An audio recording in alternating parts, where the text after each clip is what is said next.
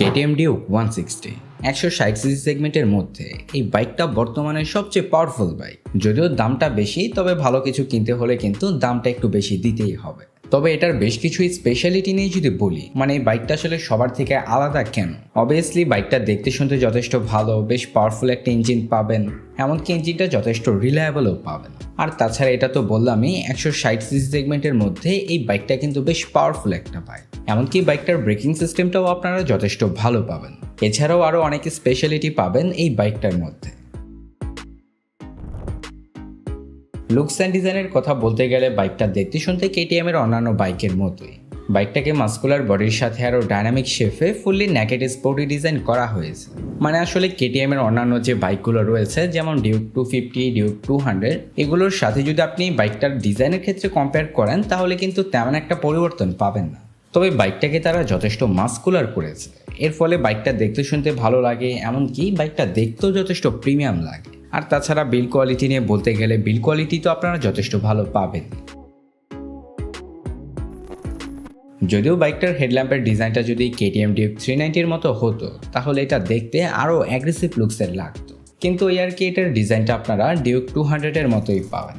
হেডল্যাম্পে আপনারা LED ভালভের headlamp setup পাবেন, সাথে এলইডি ভালভের ডিআরএল সেটআপও রয়েছে। এর পাশাপাশি এলইডি ভালভের ইন্ডিকেটর থেকে শুরু করে এলইডি ভালভের টেল ল্যাম্প সেটআপও পাবেন। এটার নাইট ভিজিবিলিটি নিয়ে বলতে গেলে নাইট ভিজিবিলিটিটা কিন্তু আপনারা যথেষ্ট ভালো পাবেন, কারণ যেহেতু এলইডি ভালভের হেডল্যাম্প সেটআপ রয়েছে। বাইকটার ফ্রন্টে আপনারা আপসাইড ডাউন সাসপেনশন পাবেন, সাথে রয়েছে 17 ইঞ্চি অ্যালুমিনিয়ামের সাথে 110 সেকশনের টিউবলেস টায়ার, এবং ব্রেকিং সিস্টেম হিসেবে পাবেন 320 মিলিমিটারের ডিস্ক ব্রেক।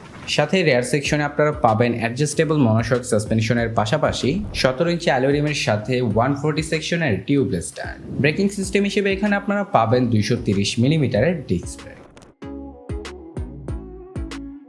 বাইকটাতে সব কিছুই মোটামুটি ভালো পাবেন, এর পাশাপাশি এটার ব্রেকিং সিস্টেমটা কিন্তু একটু বেশি স্ট্রং।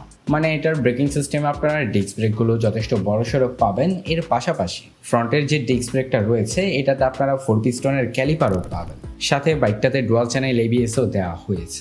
তো আসলে বোঝাই যায় যে এটার ব্রেকিং সিস্টেমটা কিন্তু যথেষ্ট স্ট্রং করা হয়েছে। এর ফলে কিন্তু রাইডারও যথেষ্ট কনফিডেন্ট থাকবে এটার ব্রেকিং সিস্টেম নিয়ে।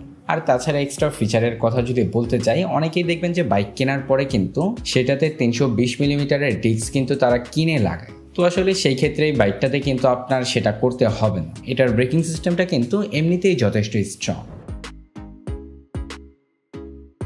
বাইকটাতে সব কিছু ভালো দিলেও এখানে তারা স্পিডোমিটারটা কিন্তু তেমন একটা ভালো দেয় না।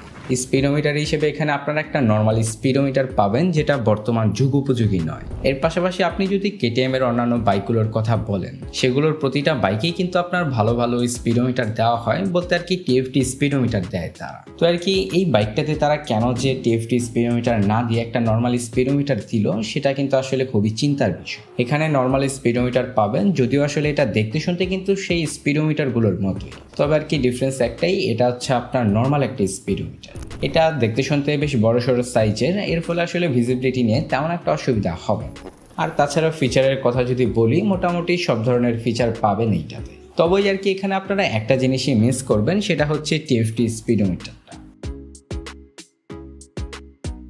এরপরে বাইকটার ইঞ্জিন সেকশন নিয়ে বলতে গেলে এখানে কিন্তু আবার বাইকটাতে যথেষ্ট পাওয়ারফুল একটা ইঞ্জিন পাবেন। বাইকটাতে ইঞ্জিন হিসেবে পাবেন 164.2 CC 4 stroke 4 valve single cylinder PGMFI liquid কুল ইঞ্জিন। বাইকটার পাওয়ার এফিসিয়েন্সি নিয়ে বলতে গেলে এটা ম্যাক্সিমাম পাওয়ার প্রডিউস করে 18.73 bhp at 9500 rpm। টর্ক উৎপন্ন করে 15.5 নিউট্রাল মিটার at 7500 rpm। এর ফলে বাইকটা থেকে আপনারা টপ স্পিডটাও ভালো তুলতে পারবেন, তবে মাইলেজটা এখানে কম পাবেন, কারণ এটা যেহেতু বেশ পাওয়ারফুল একটা বাইক, তো মাইলেজটা আসলে এখান থেকে তেমন একটা বেটার পাবেন না। যদিও সবাই 160 সিসি সেগমেন্টের একটা বাইকের থেকে অনেক ভালো মাইলেজ আশা করে থাকে, তবে এটা যেহেতু একটু পাওয়ারফুল বাইক, তো এটা থেকে আপনার সেই আশাটা কিন্তু বাদ দিতে হবে। মাইলেজটা বাইকটা থেকে আপনারা পাবেন হচ্ছে 35 কিলোমিটারের আশেপাশে। তো মোটামুটি এই ছিল বাইকটার ওভারঅল স্পেসিফিকেশন। এরপরে বাইকটার ফিচার নিয়ে যদি বলি, এটাতে আপনারা একটা ফিচার পাবেন, সেটা হচ্ছে অ্যাসিস্ট্যান্ট স্লিপার ক্লাচ। তো এই ছিল বাইকটার ওভারঅল স্পেসিফিকেশন। এখন কথা বলি এটার প্রাইস নিয়ে। ইন্ডিয়াতে এই বাইকটার দাম ইয়ামাহা MT-15 থেকেও কিন্তু 15,000 টাকা বেশি।